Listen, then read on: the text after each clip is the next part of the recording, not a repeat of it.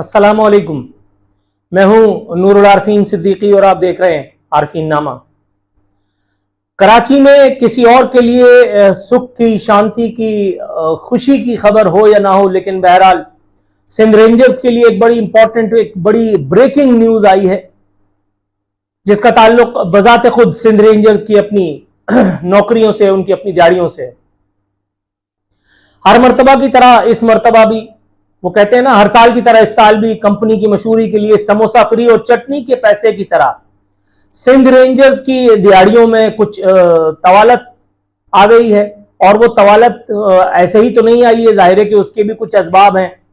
हर वजीर आला की तरह हमारे इस वाले वजीर आला ने भी, जो कि बहरहाल मुंतखब नहीं है, केयर टेकर हैं, उन्होंने भी जो है वो सिंध रेंजर्स की कयाम में, कराची में इनके कयाम की मुद्दत में 6 माह की तौसीह फरमा दी है। मैं काफी छोटा था जिस वक्त कराची में सिंध रेंजर्स का जो है वो दुखूल हुआ। कराची की सियासत में एमक्यूएम का आना, एमक्यूएम के साथ तशद्दुद का दराना, और उसके बाद फिर कराची में अमन व अमान के कयाम के नाम पर सिंध रेंजर्स को दाखिल करना, और उसके बाद हर साल 6 महीने 2 साल के बाद फिर इसके तौसीह का खेल। ये न जाने क्या मुअम्मा है कि जब भी कराची में रेंजर्स की तैनाती की मुद्दत खत्म होने लगती है तो कराची में अमन व अमान के कयाम को खतरात लाक हो जाते हैं। कभी टारगेट किलिंग के बाजार गर्म हो जाते हैं, कभी जो है वो स्ट्रीट क्राइम्स बढ़ जाते हैं, और ये सब ऐसे ही नहीं हो रहा। मैं डायरेक्ट ये बात कर रहा हूं जो बहुत सारे पेटों पर असरअंदाज होगी। सिंध रेंजर्स का कयाम फी सबीलिल्लाह नहीं है। कराची में अमन व अमान के कयाम के नाम पर ये जो मटरगश्त करते फिरते हैं रेंजर्स वाले, इनकी जो मोबाइल्स इधर से उधर घूमती फिरती हैं, और ये सब जो धमा चौकड़ी मची हुई है अमन व अमान के कयाम के नाम पर, ये सब मेरे और आपके टैक्स के पैसों से हो रहा है। जेब में हमारे डाका मारा जा रहा है। ये अलग बात कि मुझे और आपको मिल कुछ नहीं रहा। हाँ, अलबत्ता अगर हमें खाल खाल कुछ नजर आता है तो कभी कभी फ्लैग मार्च के नाम पर रेंजर्स की मोटरसाइकिलें और मोबाइल्स गश्त करती नजर आती हैं, यानी उनको मैं मटर गश्त कहता हूं। कभी बहुत हुआ तो स्नैप चेकिंग के नाम पर लौंडे लपाड़ों को रोक करके उनको तंग किया जाता है, उनकी साथ तस्वीरें बनाई जाती हैं। मैं खुद जाती तौर पर इस बात का गवाह हूं। एक बार मेरी गाड़ी को रोक करके, और अच्छा मैं हैरान था, मैंने कहा यार मेरी गाड़ी रोक ली, गुड़ हो गया यार, मतलब इसका मतलब है कि कराची में वाकई कोई काम कर रहे हैं। मौसूफ ने रोक करके मुझसे सलाम दुआ की, खैर खैरियत की, कहने लगे सर आप काइंडली अपनी गाड़ी की डिग्गी खोलिए, मैं जरा कुछ सर्च करूंगा। और अपने लौंडे को, वो जो जाहिर है कि खीरा था यानी जो सिपाही था, उसको उन्होंने इशारा किया तो वो वीडियो बनाने लगा। मैं हंसने लगा और मैंने कहा यार रोजी का सवाल है करके मैं जा करके और मैंने खोला, और वो उन्होंने अपनी मूवी वगैरह बनवाई। और उसके बाद उन्होंने कहा सर बहुत बहुत शुक्रिया ताउन का। मेरी पूरी फैमिली गाड़ी में मौजूद ये तमाशा देख रही थी। ये मैं सुनी सुनाई नहीं बता रहा, ये मैं देखी दिखाई भुगती भुगता ही बता रहा हूं। सिंध में अमन व अम्मा के कयाम के लिए सिंध रेंजर्स ने जो कुर्बानियां दी हैं वो सिंध रेंजर्स ने बाद में दी हैं, और उन कुर्बानियों के एवज खतीर रकम हमने दी है भाई, पॉकेट में कोई कुर्बानी नहीं दी। और उसके एवज सिंध रेंजर्स क्या करती है? कराची में हाइड्रेंट्स का धंधा, कौन नहीं जानता कि सिंध रेंजर्स की जेर निगरानी होता है? जो नहीं जानता इसका मतलब है कि वो अंधा है, इसका मतलब है कि वो गूंगा है, वो बहरा है, इसका मतलब है कि उसके माँ बाप ने उसको रिस्क हलाल नहीं खिलाया, इसका मतलब है कि वो इन लोगों से डरता है। और मेरे साथ अल्हम्दुलिल्लाह ऐसा कोई मसला नहीं है, न मैं डरता हूं और ना मुझे झूठ बोलने का आर्जल आक है। सिंध रेंजर्स के हुक्काम जो ये वीडियो देख रहे हैं, जो नोटिस लेने के चक्कर में होंगे, उनको भी अच्छी तरह से पता है कि अगर मैंने इस हवाले से मजीद तफसीलात बताई तो उनको मुंह छुपाने की जगह नहीं मिलेगी। कराची में हाइड्रेंट का धंधा हो, पानी नाजायज तौर पर बेचने का मामला हो, कराची में जमीनों पर कब्जे के हवाले से मैंने ये तक बताया था पिछली वीडियो में कि कर्नल फैसल नाम का एक आदमी, जिससे मैं डीजी रेंजर्स के ऑफिस में क्या इसका नाम है यार, जिना कोर्ट्स में मुलाकात मैंने की थी, और मैंने उनको बताया था कि आपका एक विंग कमांडर 5000 गज के प्लाट को हड़पने के लिए क्या कुछ कर रहा है। यहां तक मैं आपको बताऊं, एक आला तरीन, इस वक्त भी मुल्क के एक आला तरीन दिफाई फौजी ओहदे पर मौजूद एक साहब मेरे साथ टेलीफोन पे मौजूद थे।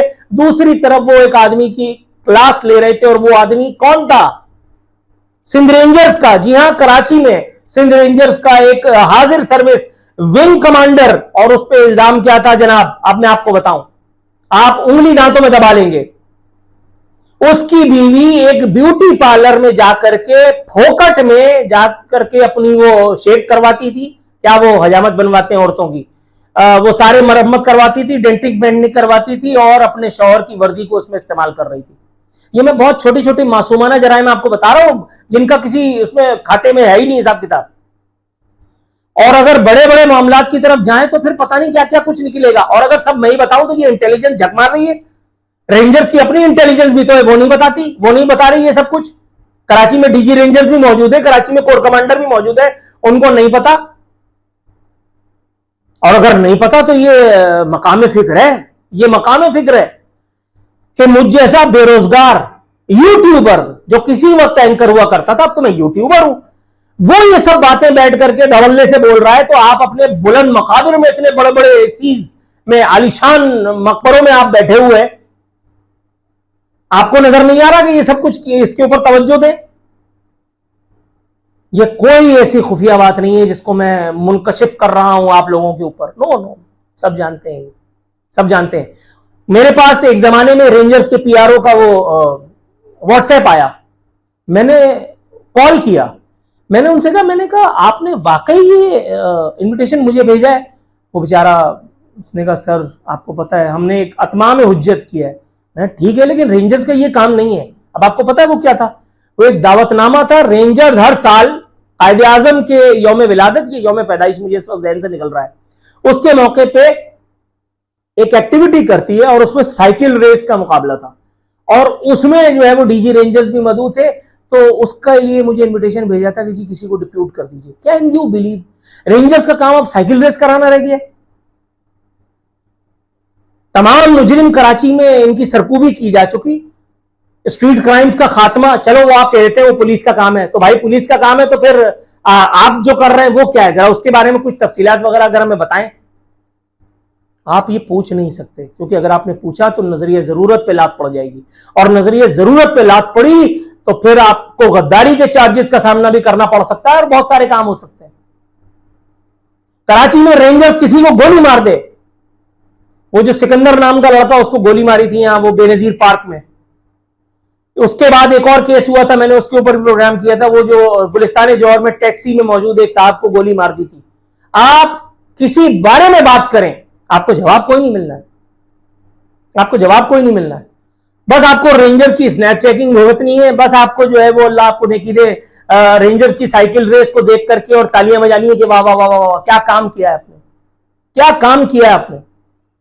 रेंजर्स के आला तरीन ओहदेदारान तब्दील पे तब्दील पे तब्दील होते चले जा रहे हैं, घंटा कोई फर्क नहीं पड़ रहा। कोर कमांडर तक बन करके मेरा ख्याल है अब तो रिटायर हो गए होंगे, मेजर जनरल नवीद, क्या नाम था यार, सईद, पूरा नाम भूल गया, मेजर जनरल सईद, जो कोर कमांडर भी बने थे बाद में। 500 दफा बता चुका हूं, फिर बता रहा हूं, मेरे अपने सामने, मैं उनके साथ ऑफिस में बैठा हुआ चाय पी रहा था, मुझसे कहते हैं कि बेटा तुम्हें क्या लगता है आरफीन, ये उजैर बलोच किसके कहने पे जराइम का बाजार गर्म किया हुआ था। मैंने चाय की कप रख दी, मैंने कहा सर गिरफ्तार करवाना है तो ऐसे ही करवा दे। नहीं नहीं, फिर भी मुस्कुराते हुए कहने लगे, मैंने कहा सर आसिफ जरदारी और कौन है, फरियाल तालपुर और कौन है, कह रहे यस। मैंने कहा जब आपको पता है तो करते का है कि नहीं कुछ। कहने लगे पीछे देख रहे हो फाइल का अंबार, one day it will be done इंशाल्लाह, वन डे। वो वनडे के चक्कर में डंडे वो अभी तक धूप सेक रहे हैं, उन डंडों को तेल पिला करके पता नहीं किसके ऊपर बरसा रहे हैं। वो अंडे 350 रुपए के दर्जन हो गए, जिस वक्त मैं गया था उस वक्त अंडे 100 रुपए दर्जन थे। वो अंडे के डंडे के चक्कर में अंडे महंगे हो गए, मगर वो एहतसाब का चूरन जो है वो अभी तक सही तौर पे बिक नहीं पाया। आसिफ अली जरदारी तो आज भी सूबे में काबिज है, वो उई अल्लाह जो है उनके, वो आज भी रेंजर्स का प्रोटोकॉल एंजॉय करते फिर रहे हैं। आउच, उनके आगे पीछे मोबाइलें घूम रही हैं, वो बारिश आता है तो पानी आता है। गजब खुदा का, मैं हैरान होता हूं कि इस मुल्क में डिसीजन मेकर्स अंधे बहरे सोचने समझने की सलाहियत से आ रही हैं। इस्लामाबाद में बैठे हुए बाबू लोग अंधे बहरे हैं, या जानबूझ करके इन्होंने तय कर लिया है कि हमें जितनी भी गालियां पड़े, हमें जितनी भी तबर्रे किए जाएं, हमने सिर्फ एक काम को मद्देनजर रखना, और वो है कि अपनी तोंद बढ़ती रहे। आपने थंबनेल पर माशाल्लाह वो लंबी मोटी मोटी तोंदों वाले वो रेंजर्स एहलकार देखे होंगे, उनको देख करके आपको पता चल गया होगा कि कराची में अमन आम्मा के कयाम में रेंजर्स का किरदार कितना सिग्निफिकेंट है। ये अपनी मोटी मोटी तोंदों से ये रेंजर्स एहलकार कराची में जराइम को रोकेंगे, या जितने पैसे देकर के उन्होंने कराची में पोस्टिंग ली है वो अपना नुकसान पूरा करेंगे। चक 56 से निकल करके एक आदमी आता है, गोठ नंबर 54 से निकल करके एक आदमी कराची में आता है 3 साल के लिए, और 3 साल के बाद जब वो डीएसआर होकर के यहां से कहीं जाता है तो उसका जरा बैंक अकाउंट आप चेक कर लें। एक साहब के साथ में बैठा हुआ गुफ्तगू कर रहा था और चाय पी रहे थे हम, तो मैंने उनसे पूछा, मैंने कहा हो तो गया होगा अब तक? यार बस अल्लाह का शुक्र है। मैंने कहा अल्लाह का शुक्र? अल्लाह का शुक्र इसमें नहीं होता भाई, ये तो आपकी अपनी कारगुजारी है। लेकिन सब धंधा है पर गंदा है ये बाबू, बोलना कुछ नहीं है, बोलना कुछ नहीं है। बस आपने ये देखना है कि नजरिया जरूरत जिंदाबाद, पापा जोन्स जिंदाबाद, और एहतसाब का चूरन जिंदाबाद। निगरान वजीर आजम ने भी वही, निगरान वजीर आला ने भी वही झक मारी है जो पिछले वाले मारते थे, और बहरहाल इनसे मौकूफ ही किया। ये तो खुद कानून नाफिज करने वाले इदारों के मखरूज हैं। ये जब चीफ जस्टिस थे सिंध हाई कोर्ट के तो इनका लौंडा अगवा हो गया था, और उस दौर में कि जब टीटीपी का नाम था, उस दौर में इनका बेटा अल्हम्दुलिल्लाह साथ खैरियत घर आ गया था। तो क्या हुआ टीटीपी वाले अगर किसी और को नहीं छोड़ते तो? इससे ज्यादा कुछ कहने की जरूरत तो नहीं है ना।